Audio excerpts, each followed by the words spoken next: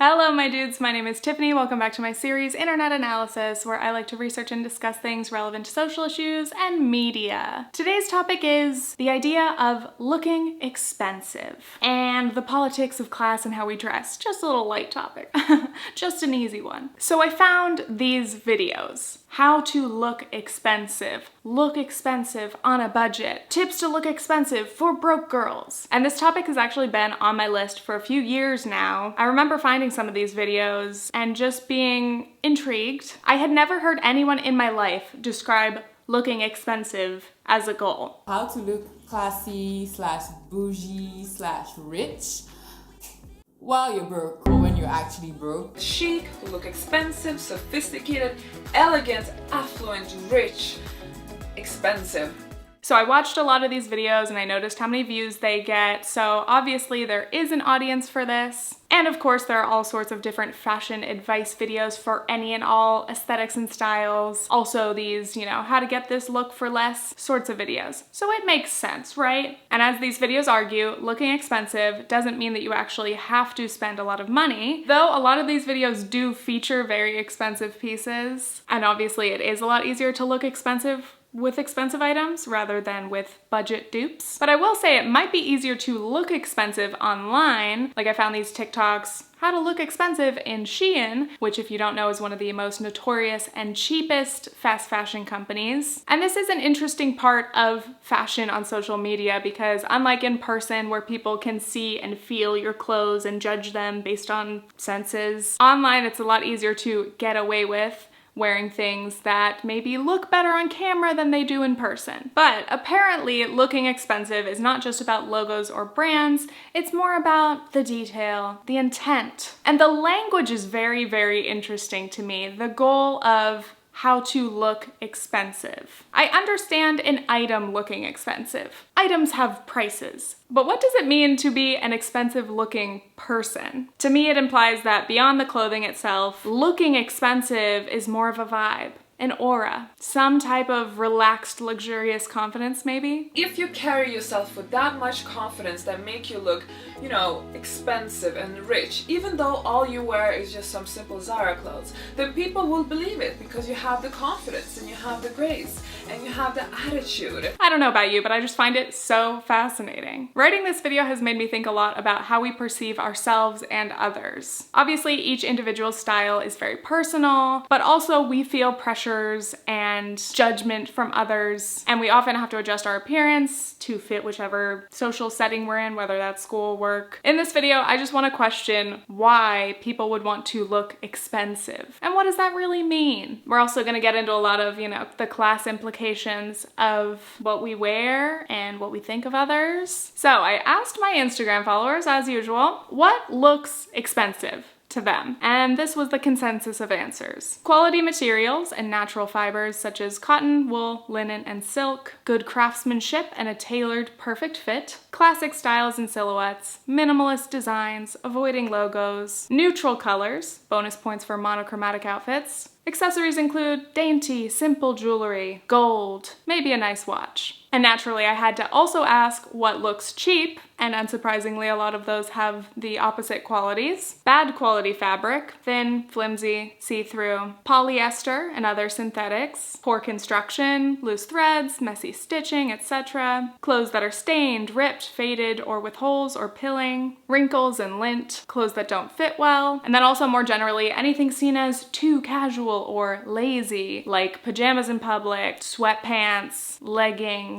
We're still fighting about leggings. Knockoffs or anything with too many logos or monogramming. And then anything just too loud, be it bright colors, animal prints, sequins, sparkles, metallics. So that kind of gave me a basis of what we're talking about when we say looking expensive. But going back to the idea of describing people as looking expensive, beyond clothing, personal grooming can also also have a major impact on how people perceive you. Neat hair and nails, plus clean skin with neutral, natural looking makeup. And when I asked my Instagram followers, I was very surprised to see that answer pop up multiple times. Lots of things about clean or clear skin. I just wasn't expecting it, but I looked it up on TikTok and I found out about the clean look, which is trending, or maybe it's old news now. Clean look makeup is the fun and easy way to approach everyday makeup that is beginner friendly and will by all accounts make you look expensive AF. Basically, it involves slicked back hair in a low bun, light minimal makeup to make you look fresh and young, and minimalist neutral outfits. It reminds me of the model off-duty look. We're all familiar with this idea of the simple, effortless, basic outfits that look really great on a supermodel, but if regular, quote-unquote, people wear them, you'll just look average or maybe even sloppy. I asked my friend Sheridan about this, and she said, the clean look is about the subtle perfection that only wealth can convey. And I thought that was just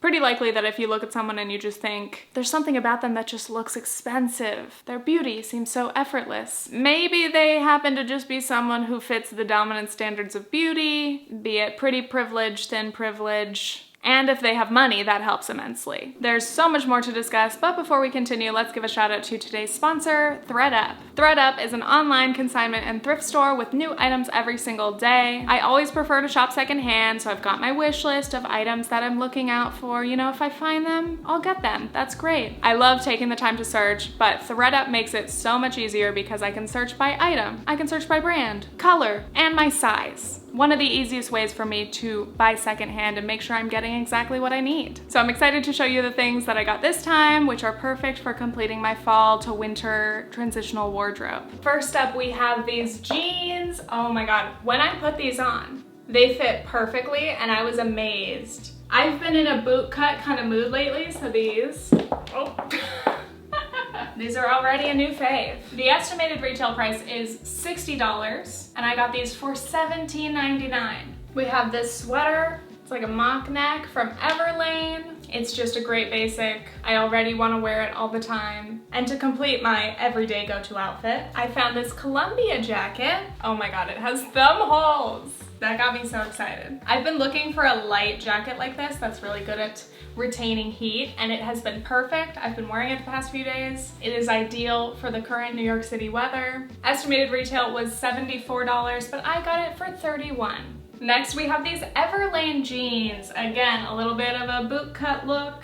Dark blue color, they're very comfortable as well. These were originally kind of kick flares, but they were like too long to be kick flares on me. So I actually just opened up the bottom seam, and here they are. Dare I call this a DIY?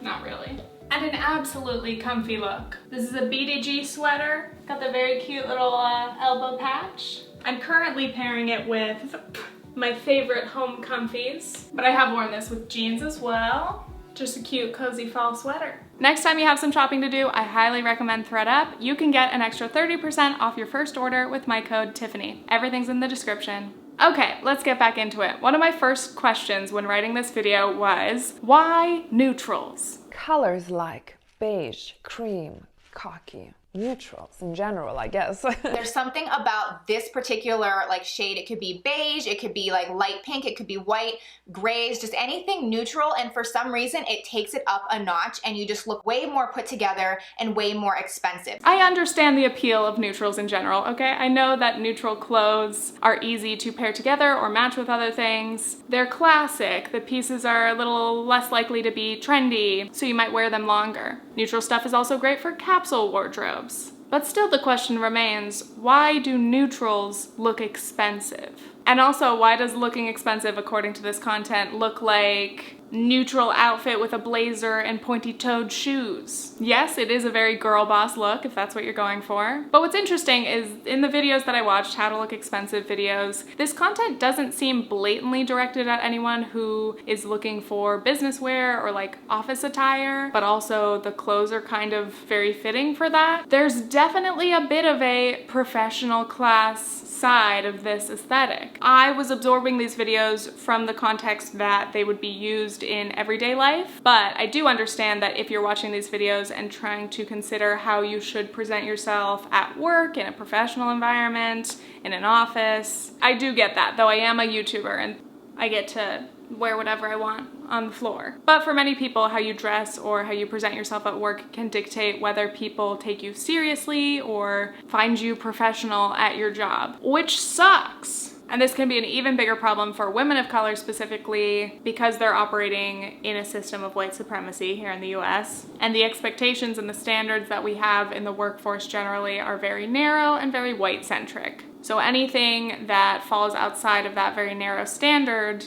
just gets labeled as incorrect or inappropriate or unprofessional. I found this article written by a lawyer, a woman of color, and she was told to dress professionally, blend in. She describes how the shape of her body combined with the same exact outfits that were equally as conservative and appropriate as her coworkers would have her be scrutinized or even asked to change. This was the fear that every professional woman wrestled with, the fear of not being taken seriously because of how we were dressed. It was a problem that was compounded for women of color, for plus-size women, for any woman who did not fit the cis-thin white body ideal. Kind of related to that is the idea of respectability, which did come up a lot kind of tangentially in these videos about looking expensive. There's either a direct mention or kind of just an undertone, an undercurrent of this emphasis of looking put together. Expensive, to me, also means elegant, sophisticated, age-appropriate, chic. Tips and tricks to look more expensive, more polished, more put together. A central part of looking expensive is looking put together. You don't want to look lazy. And we see someone as lazy if they don't have their hair perfectly done and their nails done. I'm trying to see if I still have old nail polish on. I do. Elegant ladies do not wear clothes that have creases. It's such a basic thing, but I think people are just being lazy.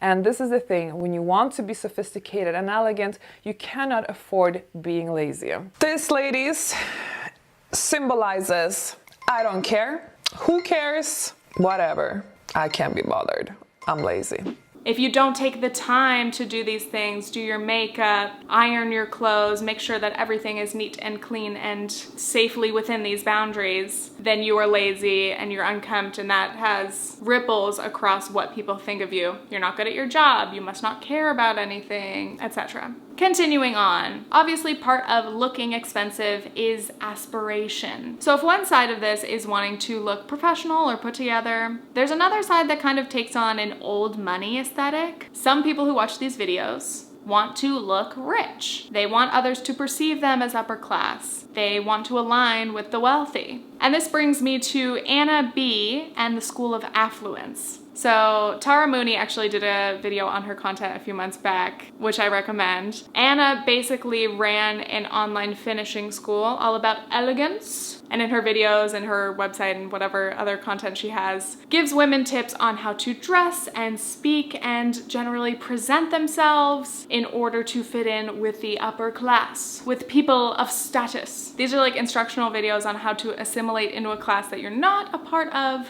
yet. And one question that I've been thinking about in terms of adopting certain aesthetics is about the political associations and kind of the baggage that comes along with them. Because fashion is very political, naturally. So like these old money kind of aesthetics, lots of equestrian looks or preppy private school looks, country club, tweed, pearls, all of these aesthetics that are reminiscent of the wealthy, people who have generational wealth. Dressing in this way might be a fantasy, but also naturally this clothing and these styles have a history and a basis in people or cultures that are typically very conservative, stylistically and politically. Basically, they're all about the rich, white, thin, Western standards of beauty. So of course, if you were to wear any of these styles or aesthetics, it doesn't mean that you're conservative politically, but is it somehow glorifying or romanticizing a culture that your overall politics might not align with? And this is kind of like the conversations that have been had about the dark academia aesthetic. I can't get too deep into it now. That would be probably its own video, but I do find it fascinating. And of course, there is potential to adopt these aesthetics in an ironic way or try to subvert them. But again, call Mina Lay. Maybe she can She could cover all of this better than I can. But anyway, Anna's videos certainly do cater to more conservative ideals, and they do promote those ideals. She emphasizes what is ladylike and promotes traditional femininity. Elegant, classy ladies don't want to look masculine. And there is also a fair amount of fat phobia in her content. That it really cuts the leg off, ladies. So I don't want you to wear this. You're gonna look short, you're gonna look broader than you are, you're gonna look like, I don't know, you tucked your sausage legs into some booties. You look broader, you look bigger, you look masculine, and you lose your shape. At least get something a little bit more sleek with a thinner material so that you don't look, you know, like the Michelin Man or something like that. Also in the realm of a lot of these looking expensive videos, there's discourse about new money and old money, and depending on what type of expensive you're looking to be perceived as, if you want to be old money, you've got to go to the more conservative, low-key, subtle brands. And if you want to look expensive in a new money way, that's a little bit more of a flaunting, flashy, logo or brand obsessed kind of look. Or if you want to look really, really rich, just copy the billionaires and just wear basic t-shirts. Something that says, I am worth more than the combined GDP of many countries in the world, but look, I am humble because I wear a t-shirt. Billionaires should not exist. But that does kind of reflect another takeaway in this discourse, that like the richest people are the most low-key, like you wouldn't even know they're rich because they don't care about looking rich. And that's true. Can you imagine if these how to look expensive videos were just like, honestly, keep doing what you're doing. Actually try to look as broke as you can, because that's actually the most rich. You know what I mean? Now let's get into the classism. In this discussion of looking expensive, of course we must discuss what it means to look cheap. There is so much anti-poor sentiment and classism in the ways that we judge people for their appearance. Going back to that list of things that look cheap, a lot of these things, like wearing clothes that are bad quality or dirty or stained or ripped, are likely a result of someone not being able to afford anything else. Even things like clothes that don't fit well or aren't flattering. Like, obviously, poor people don't have the luxury of being picky and wearing things that are perfectly tailored to their body. It's also possible that they can't afford to do laundry as much as they need to, or they aren't in a situation where they can keep their clothes, you know, crisp. So yeah, they might be wrinkled. There are a lot of circumstances that can make it difficult to fit these standards of what we consider clean and proper and put together. We are constantly judging poor people for the physical manifestations of the poverty that they exist in. And then again, beyond just clothing, everything else in your appearance, your grooming, most of what it takes to look good costs money, or it at least costs a lot of time that, again, poorer people do not necessarily have. Skincare can be pretty expensive to get that clean look. Getting your hair or nails done professionally. And then aside from that, there are other trends and styles on the list that I mentioned that some people see as cheap or tacky looking, such as big hoop earrings or long acrylic nails. A lot of these originate from or were largely popularized by communities of color. But then the trends often become appropriated, they become mainstream, and suddenly they are edgy, cool, and trendy when worn by a supermodel. But then a lot of people of color are still facing discrimination or being mocked for wearing those same items. Another example of that I found interesting was logomania. You know, the whole idea of wearing too many logos. Too much monogramming. Many people find excessive logos, whether it is real, Gucci or whatever, or knockoffs, to just look cheap looking. It looks too much. But here's a little fun fact that I didn't know until researching this video. Many people believe the real founder and king of logomania was Dapper Dan, one of the pioneers of streetwear. In Harlem, New York during the 1980s, Dapper Dan ran his own clothing boutique and began screen printing big designer brands illegally over leather and utilizing them in cutting-edge new ways that the original brands hadn't even dreamt of yet.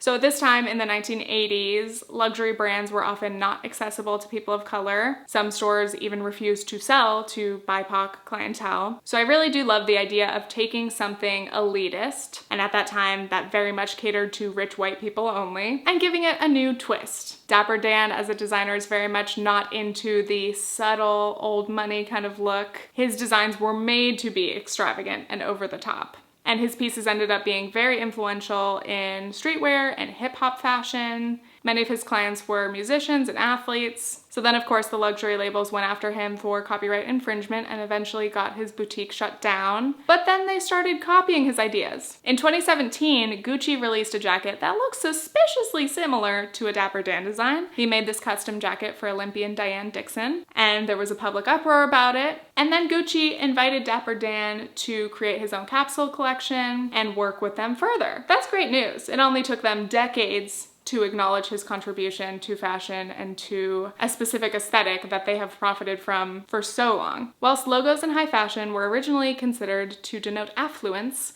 they became a visual trope in themselves as big designers began to mimic the very knockoffs that were inspired by them. And again, this is where that idea of subversion comes in, where it's like, okay, on one hand, does looking expensive mean that we're just catering to those rich, white, old, thin standards? Or does it mean we're acknowledging that those are very elitist and we're saying, I'm gonna take that, I know that thing maybe isn't made for me, but I'm gonna wear it and I'm gonna reappropriate it and I'm going to maybe even democratize the aesthetic of looking expensive? Still trying to work this out. Or is it again an example of poorer people or people who can't afford it putting in too much time, effort, and money to try to adhere to this standard or to buy into materialism or hyperconsumption? There's so much to discuss, and each culture has its own relationship with the idea of looking expensive and whatever value that carries within that community. Final thoughts before the lighting gets too atrocious. It has been so hard for me to write this video for some reason because I've just fallen into a million tangents. But briefly, my last points or questions. Number one, the difference between how to look expensive, as in caring more about the image, not the actual quality, how to make people perceive you as rich, versus this type of content teaching people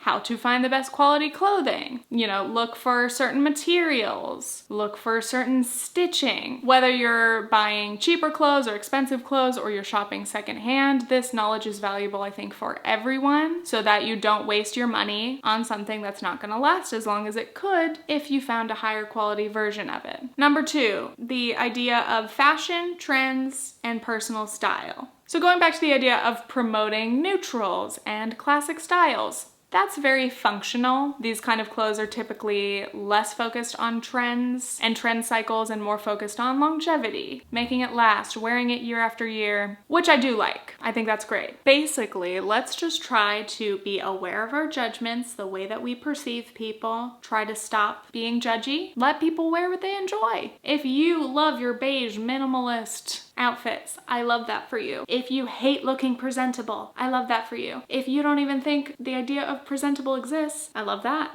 Okay, I've officially run out of thoughts. Last thing, P.S. I am going to be a panelist for the Financial Diet's Intentional Wealth Summit, which is very exciting. The tickets are on sale now if you would like to check them out. I think if you check the TFD Instagram, they've got a sale going, so look into that. My panel is on redefining how we think about wealth and success, which is just about what I think about all the frickin' time. It's a digital event, November 12th, and if you miss it or the time isn't convenient for you, you can watch later, so check it out. And finally, let's give a shout out to my sweet, sweet patrons. If you want to support me on Patreon, you can go to patreon.com/Tiffanyferg. Exclusive content there. Extra special thank you to my executive producer tier, Uwu Face, Abby Hayden, Eric Danielson, Jeff, Marty Schmeichel, Rebecca DeVilliers, and VivianOladun.com. Thank you so much for being my patrons. Thank you so much for watching this video. And thank you so much to thredUP for sponsoring this video once again. You can get an extra 30% off your first thredUP order with my code Tiffany. See you next time for more internet analysis. It's funny because once I get to the end of the video, I'm like, oh, I could just talk forever. I could just keep going. This video could be 3 hours long. Should we hang out? Should we have a Halloween movie marathon? The answer is yes. Okay, that's all. Okay, thanks, bye.